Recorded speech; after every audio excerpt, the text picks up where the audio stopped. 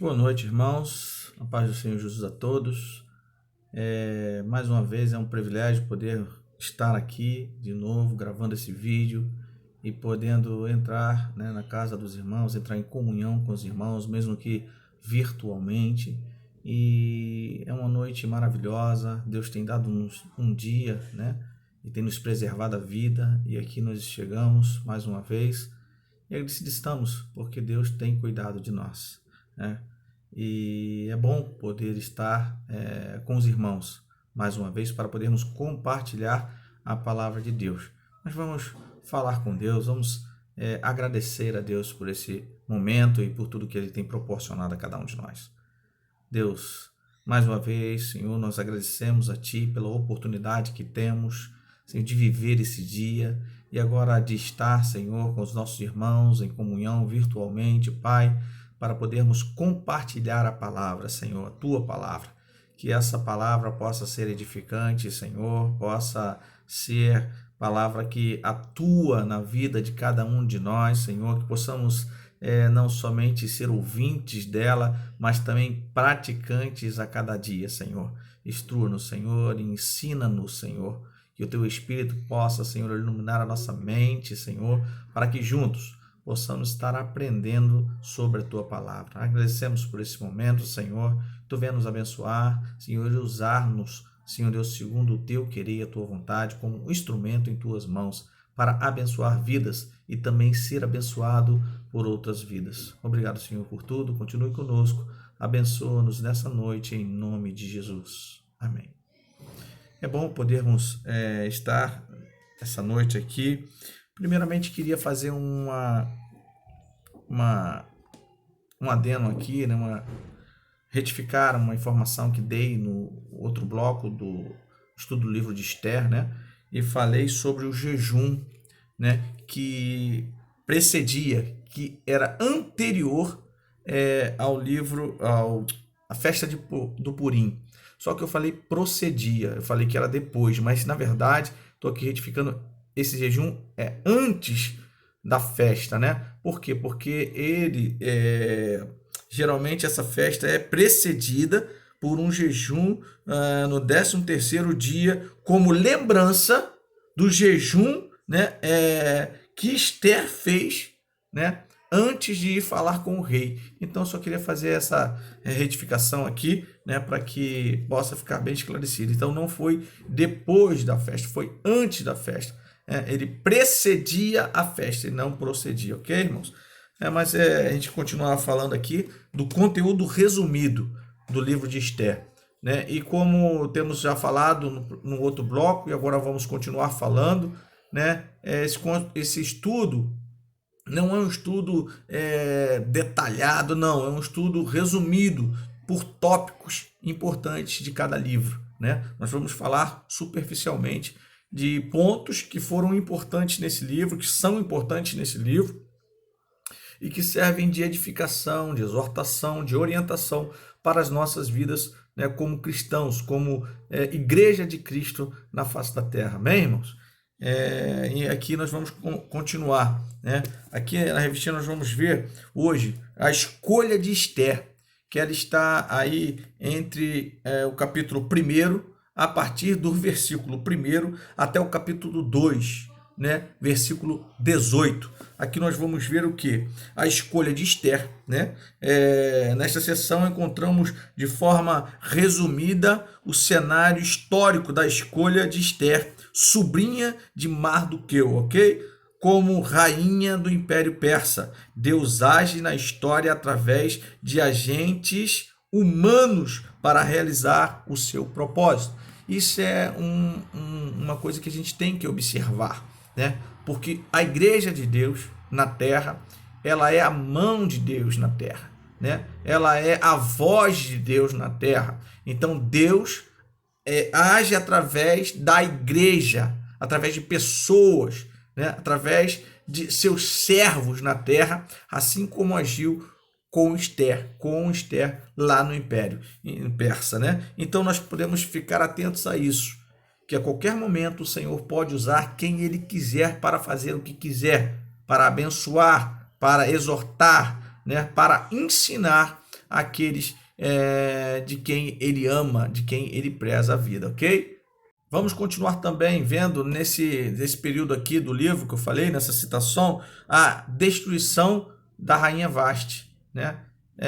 O rei chama, né, para poder fazer com que ela desfile na frente dos seus convidados, ela se recusa e ali ela é destituída do cargo de rainha, né? E aí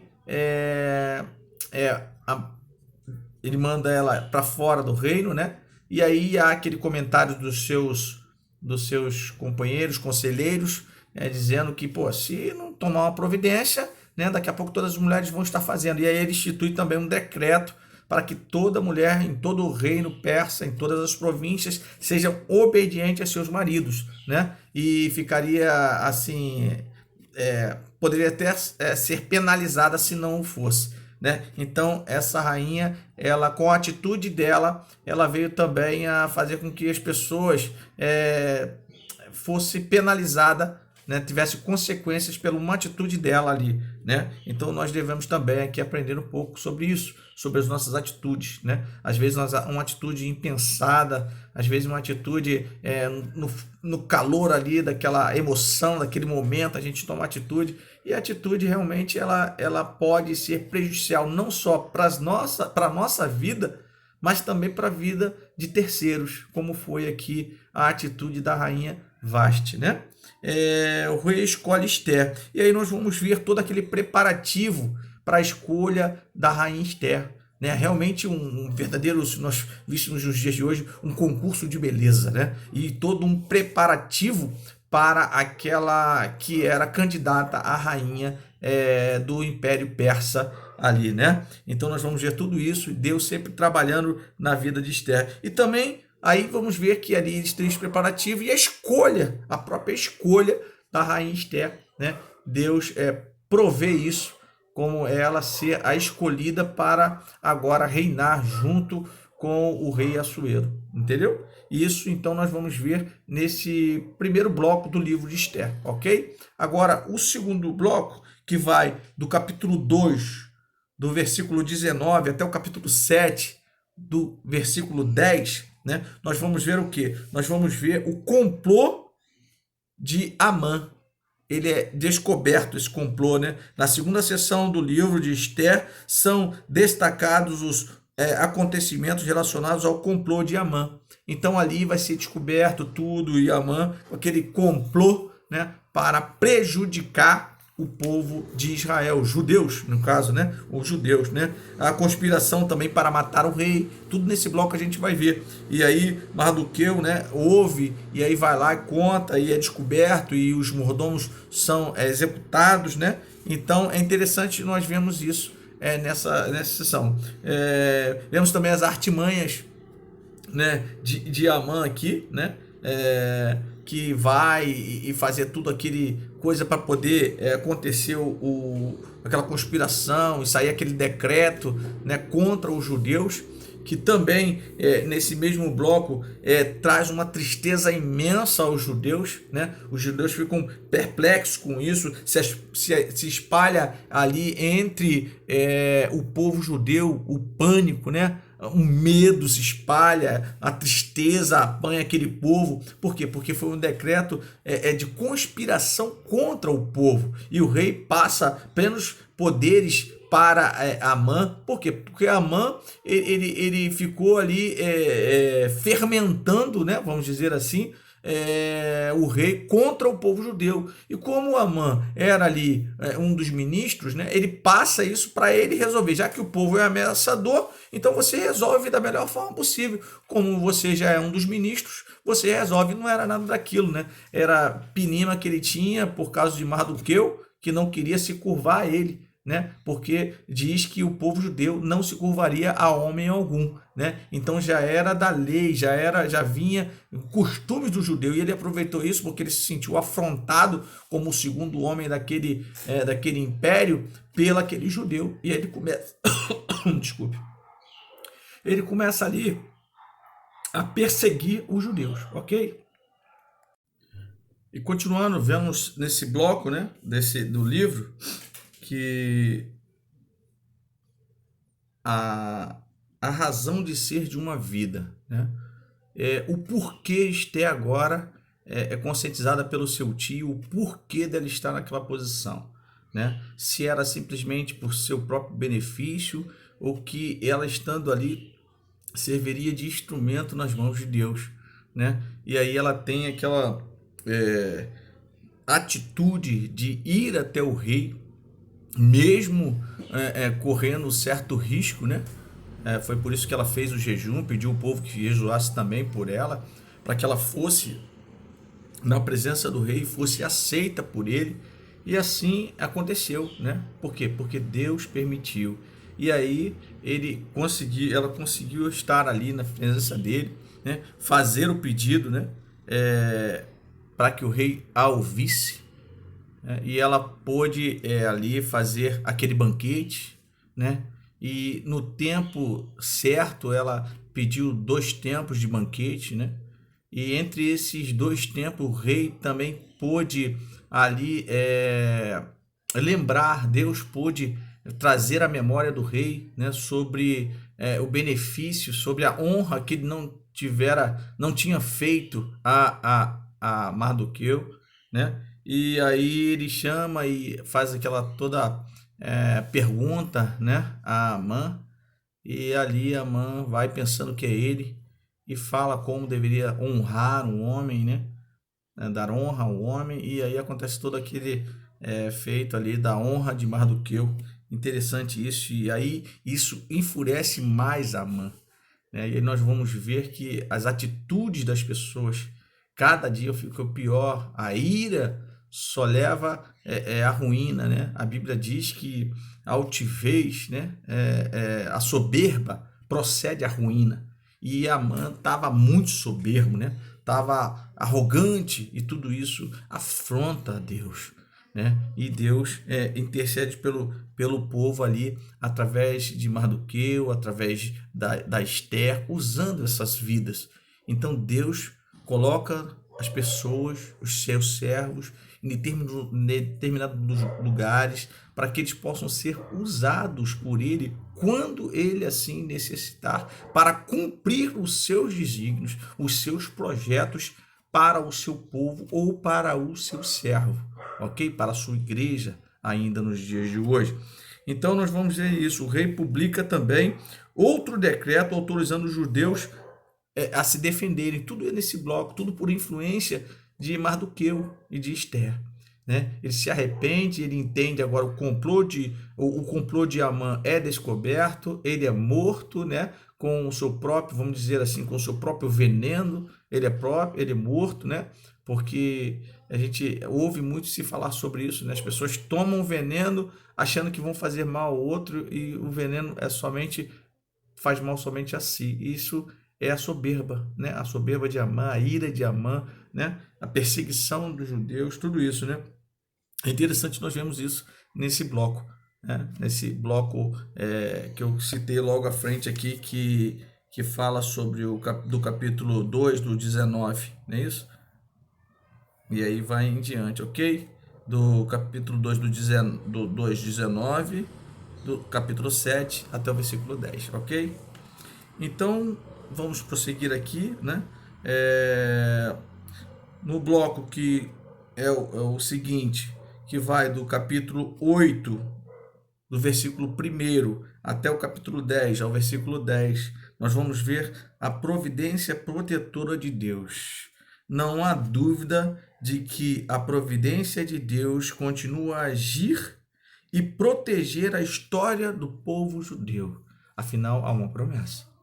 Assim como há uma promessa para a igreja de Cristo, há também promessas para o povo judeu. E aqui era afrontado, né?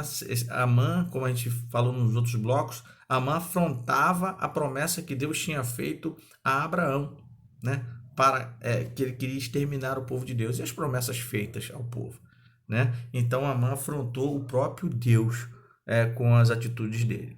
E como eu falei, agora nesse bloco do livro, né? Vai sair o novo decreto do rei, permitindo que os judeus se defendessem, né, contra os outros povos, né, e também que herdassem os despojos de tudo isso. E é interessante nós vermos isso, né? como Deus trabalha para defender o povo, como eu disse, né? A vitória do povo judeu e a festa do Purim aqui é decretada nesse bloco também. É interessante tudo isso, nós vimos, não só Deus deu a vitória, né? Agiu a favor para livrar, mas também deu vitória ao povo sobre aquela situação, sobre aquela luta, sobre aquela guerra, né? Que estava ali acontecendo. A exaltação de Mardoqueu, que virou também, né, um ministro também ali, né, o segundo homem, lugar de Amã, ficou Mardoqueu ali, o povo ficou realmente muito satisfeito, né? Mardoqueu é exaltado e dignificado pelo rei. Deus demonstra que seus propósitos e vontades são sempre realizados no tempo que ele próprio determina, irmãos. Isso é muito também importante nós observarmos. O tempo de Deus para as coisas na nossa vida. Às vezes nós achamos e damos, como o livro de Pedro fala, né, para não darmos por tardia a volta do Senhor, não demos também por tardia o agir de Deus na nossa vida, porque é no tempo de Deus que acontecem as coisas. A pessoa aqui, né, se Mardoqueu e Esther se revoltasse, né, com aquela atitude, não procurasse a face de Deus, não procurasse a presença de Deus para resolver as coisas segundo o que Deus queria, né? Da mesma forma, o tempo de Deus para a ascensão de Esther, né? E Vasti ser deposta, tudo isso nós vamos ver, né, em cada detalhe o agir de Deus nesse livro de Esther. E esse agir de Deus, ele também continua nos nossos dias. Vamos falar aqui sobre as mensagens do livro de Esther para os nossos dias.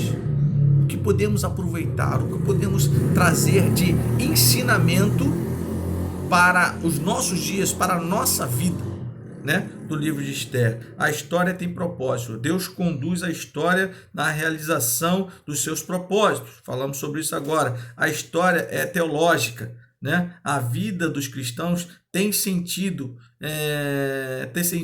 e direção. Todos os acontecimentos têm uma finalidade. Olha aí, olha a finalidade, nós vamos ver aí, que Deus tem em cada coisa. Você está passando por um momento difícil? Deus tem um propósito. Existe uma finalidade em tudo que vivemos. Não somos servos. Vai para cá, vai para lá. Vem para cá, vai para lá. A gente não está obedecendo à vontade de Deus. Então tem um propósito também. Tem finalidade em tudo que passamos. Essa é uma das lições que ficamos para nós do livro de Esther.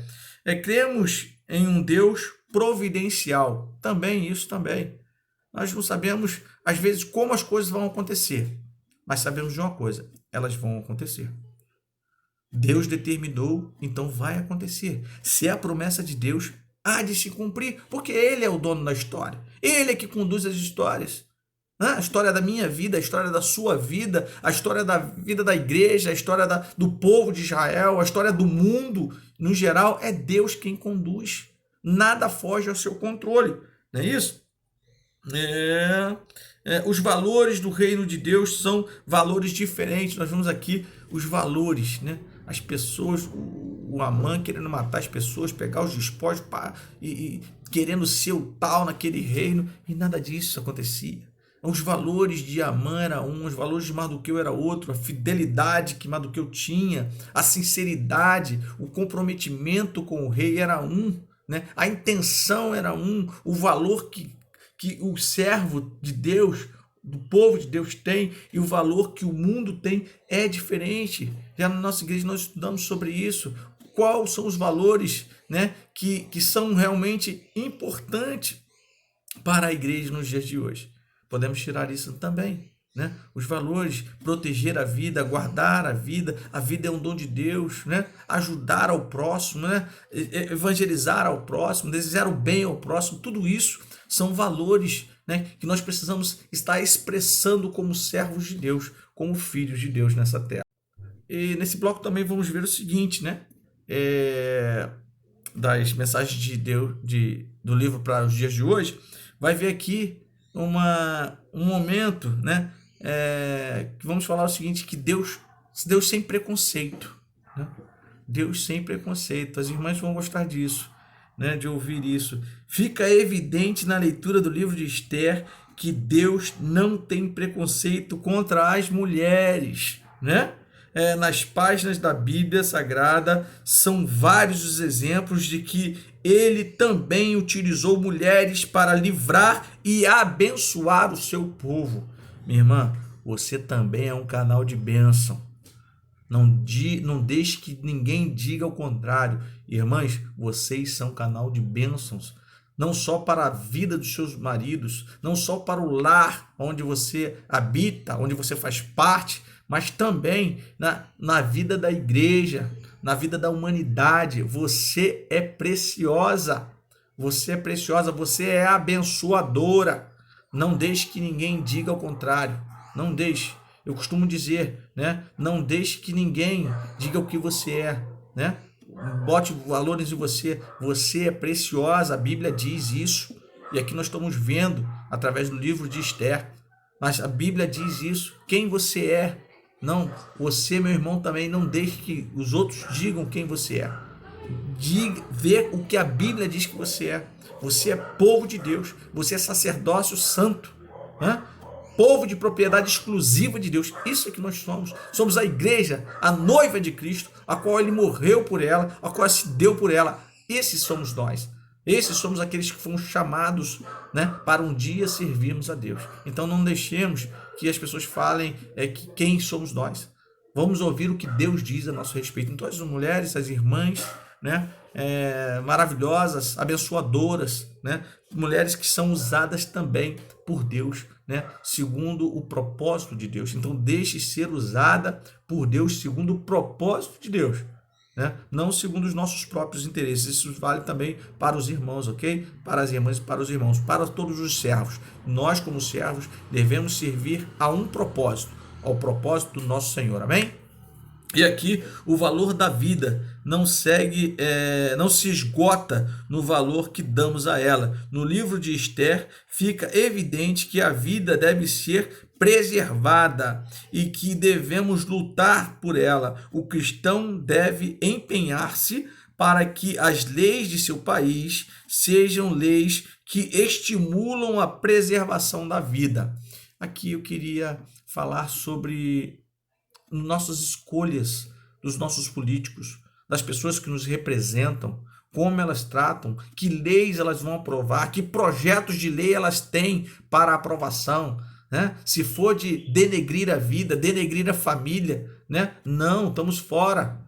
Nós vamos preservar, vamos olhar para os projetos, quando chegar a tempos de eleição, vamos ver os projetos dos nossos políticos, daqueles que querem nos representar, né, diante da sociedade, quais os projetos deles são realmente de valores, né, de valores, preservar valores, né, cristãos, valores familiares, né, ou se não são, se são de degradação da vida humana, degradação da família, degradação das pessoas, né, de quem sabe, de preconceituosos, tudo isso, porque perante Deus somos todos iguais. Perante Deus, a nossa vida é valorosa. Perante Deus, a nossa família é valorosa.